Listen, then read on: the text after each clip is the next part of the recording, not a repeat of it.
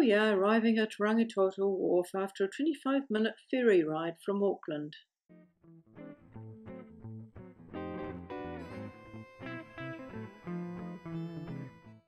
Rangitoto is an extinct volcano and it's a great place to geocache. This is our second cache walk on the island.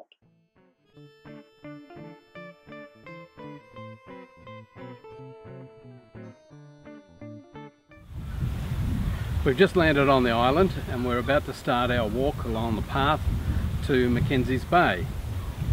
It's going to be a great walk, and along the way we're going to get a few caches and see the lighthouse too when we get to Mackenzie's Bay.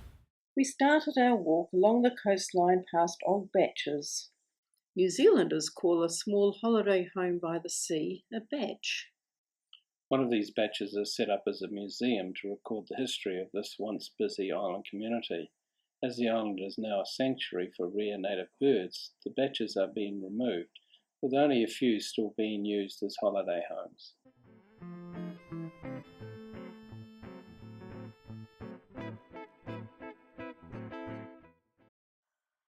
After leaving the batches behind, we headed out along the only road on the island, heading for Mackenzie's Bay.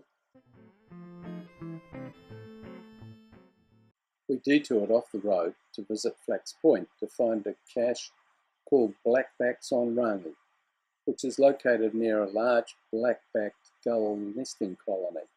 It was put out in 2009 by Kiwi couple.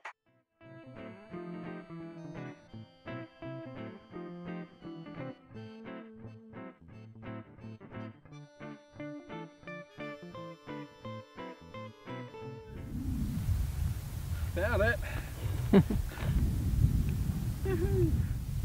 I just brushed past a big piece of lava as I was walking along, and yeah, just gave me a bit of a cut, a bit of a graze. I'm okay though. We don't need to call the rescue helicopter. I'll be fine.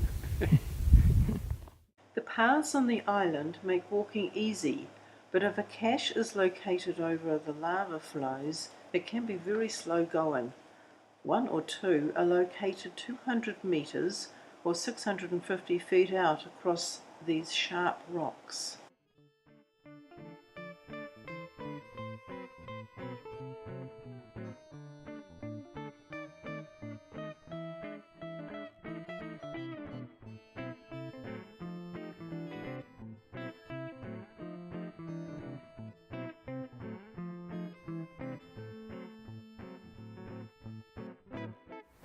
After about an hour and a half's walk and a little bit of geocaching, we have arrived here at Mackenzie's Bay.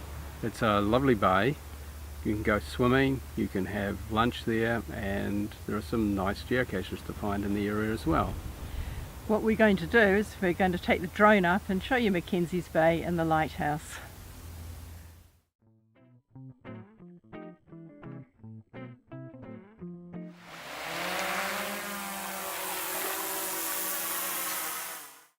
The lighthouse was built in 1882, but not lit until 1905.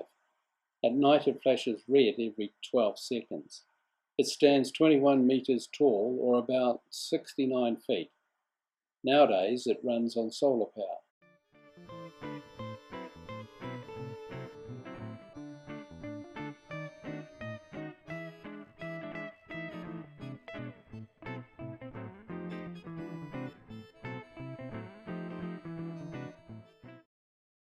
Mackenzie's Bay is one of Rangitoto's 2 natural sand beaches.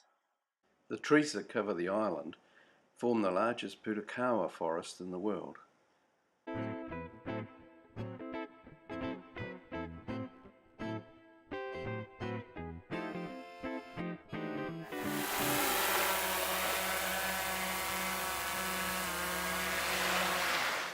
Here we are at ground zero for the multi-cache Guided by the Light, put out in 2010 by Rosma.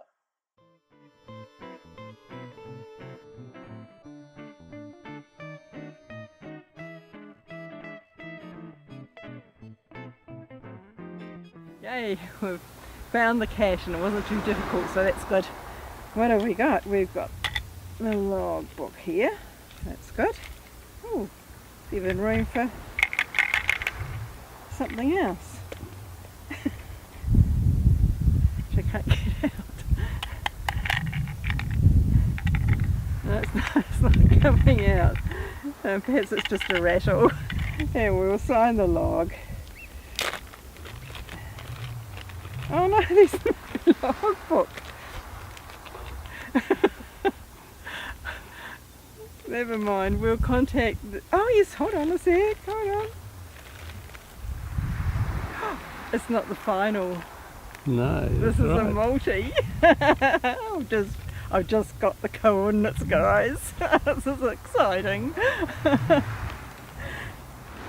Yes, this is the stage 1 of the multi, and look at that, there's a little lighthouse, and the coordinates for the final stage is on the back, so I'm not going to show you that, you have to come and find it yourself.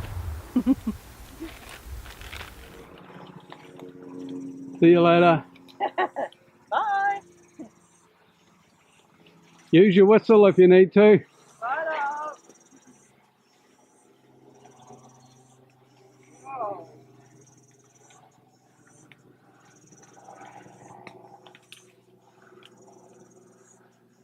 Wondering if there's an easier way up there.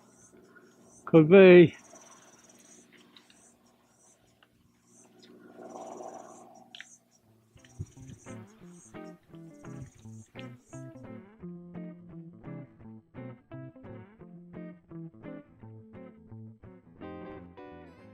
Yay! We've found the final, and what an appropriate cache for the cache guided by the light. That's the name, and look at it. This is ground zero for the next cache. It was put out in 2013 by Rossmar. Did it get its name because the lighthouse is painted in red and white stripes? You'll have to read the cache description to find out. We found this one. Was very easy find really, although it does look a bit daunting with all the rocks, but there was a hint that singled out the right place to find it.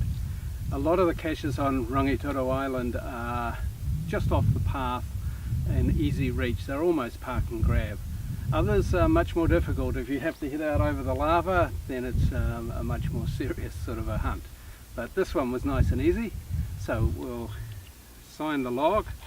It's no swag, a bit small for swag. We'll sign the log and get moving on to the next one. The batches that remain and the sites where some have been removed have quite interesting plaques outside explaining their history.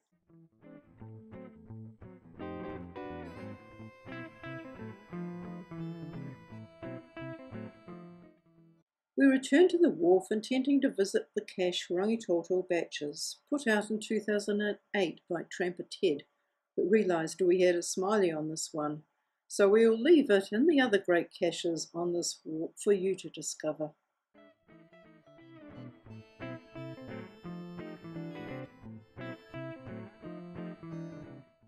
Well, this brings us to the end of our cache walk. It's been a great day on the island.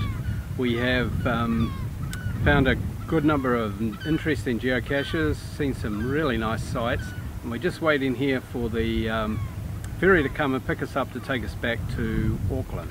So thanks for watching. And don't forget to go geocaching.